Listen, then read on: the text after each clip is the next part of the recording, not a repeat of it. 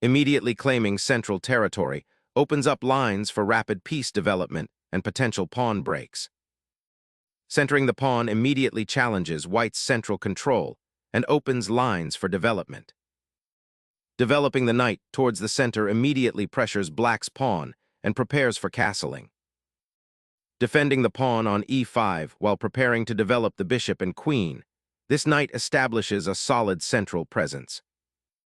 Instantly developing a piece and aiming for the opponent's knight creates immediate pressure and dictates the immediate future of the center.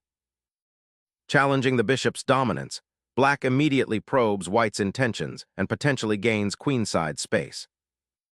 Maintaining pawn structure integrity demands retreat, a subtle dance to preserve piece harmony. Provoking the bishop's potential retreat, this knight boldly challenges the center and prepares for castling. Sacrificing pawn structure for isolated doubled pawns on the queenside creates an immediate positional imbalance. Abandoning the pawn's defense, black accepts a compromised pawn structure, opening the d-file for a potential counterattack. Solidifying central control, white aims to develop further and challenge black's doubled pawns on the c-file. Developing the knight to d7 shores up the center and prepares for potential c5 pawn advances. Developing the knight to d2 readies it for potential kingside action or supports a central pawn advance, maintaining flexibility. Fortifying the king's safety by creating an escape square is a prudent defensive maneuver. Securing the king on its new, safer flank frees up pieces for centralized action and potential pawn breaks. Developing the bishop to c5 aims to pressure white's center and potentially support a kingside attack, but it also leaves the bishop somewhat exposed. Reinforcing the center and preparing for a queenside pawn expansion, a solid but somewhat passive choice. Relocating the knight to f8 frees up the d7 square for its counterpart and prepares a central pawn push, aiming to disrupt white's pawn structure. Suddenly, the center explodes, opening lines and forcing black to confront the unleashed tension. Unlocking the central pawn tension, black bravely confronts white's advanced structure, aiming to disrupt white's knight development. Reclaiming central squares and preparing a kingside attack, this knight repositions for future action. The bishop now eyes the kingside, aiming to exploit the pawn weakness after white's exchange. Unleashing a knight's full potential by forking the queen and bishop, forcing immediate concessions. Shifting the knight to g6 aims to support a future central push, or potentially reroute to a more active square on the kingside. Bolstering the central pawn chain and preparing for a queenside expansion, this square offers the bishop excellent long-term prospects. King's safety is now paramount, so castling addresses the immediate need for a secure monarch. Initiating queen centralization signals an intention to bolster the kingside attack and potentially leverage the open d-file for future operations. A solidifying maneuver, this queen re-anchors its support for the kingside while eyeing the central pawn structure. Targeting the soft squares around black's king with this knight outpost at f5 is a bold strategic statement.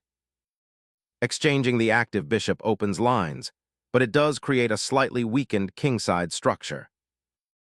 Unlocking the kingside with a pawn thrust, white aggressively confronts black's pieces and opens diagonals for the queen. Knight relocation to e5 establishes a dynamic central presence, challenging white's pawn structure while eyeing potential breakthroughs. Exchanging the bishop clears lines, potentially opening avenues for white's rooks while creating a slight pawn weakness for black on c6. Opening the c-file now exposes your king somewhat, but frees your pieces for active play. Challenging black's central pawn and opening a diagonal for your queen. Reclaiming the central files becomes paramount for black after this queen redeployment, as white's knight on d4 exerts significant pressure. A bold repositioning, aiming to exploit black's awkward piece placement and potential weaknesses on the kingside. Developing a rook to an open file offers crucial counterplay and potential pressure along the c-file. The rook assumes a critical post on an open file, eyeing potential advances and offering support for its counterpart. Pushing the b-pawn aggressively challenges white's queenside pawn structure, aiming to open lines for black's pieces. Preparing to double rooks on the c-file, exploiting black's weakened queenside pawn structure. Shifting the king away from that open c-file is a sensible precaution, acknowledging the looming pressure. Reinforcing the e-file with maximum efficiency now becomes paramount, building pressure along that open corridor.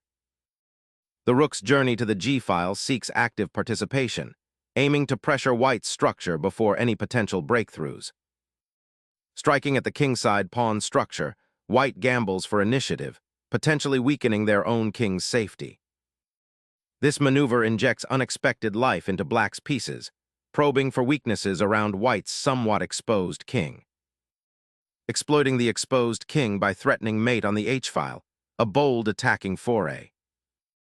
Securing the e-file with the rook mirrors white's pressure, preparing for potential pawn pushes or piece transfers. Reinforcing the central knight's pressure, this move eyes the weak kingside pawn structure.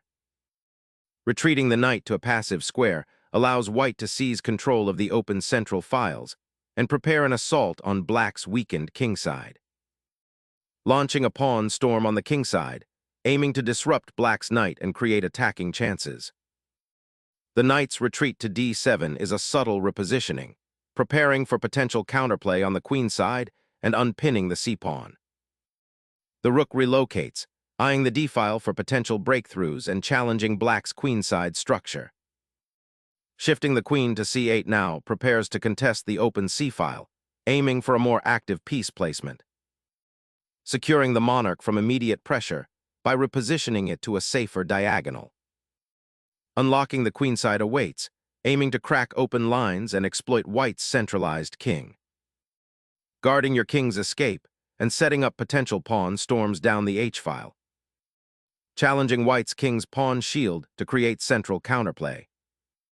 Unleashing a pawn thrust shatters black's pawn shield, potentially opening lines toward their exposed king. Opening the h-file creates a concrete risk for your monarch amidst white's encroaching pieces. Repositioning the rook creates a potential double attack scenario on the b-file, looking to exploit black's pawn structure. Seizing the open c-file presents an immediate tactical threat, forcing white to react to the increased pressure on the queenside.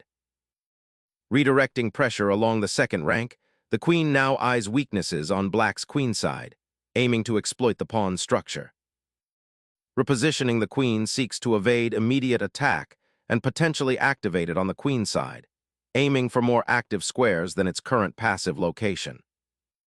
Seizing the central pawn now opens lines and disrupts black's pawn structure. Unleashing a counterattack, black aims to disrupt white's queenside pressure and reclaim central influence.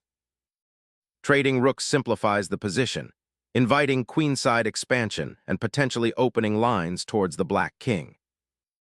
Unpacking the rook allows the black queen to re-enter the fray, potentially disrupting white's central control and targeting the weakened kingside.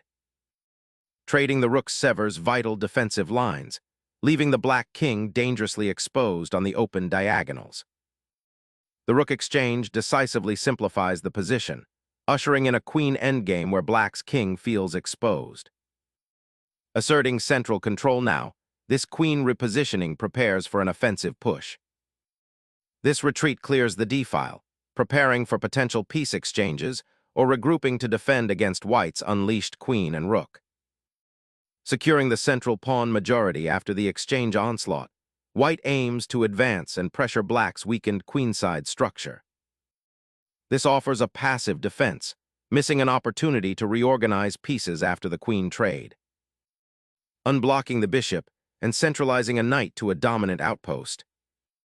Reorganizing the knight to a more active square opens up possibilities for queenside play and prepares for potential pawn breaks. Unleashing a pawn storm to tear open the kingside, hoping to exploit black's weakened defenses.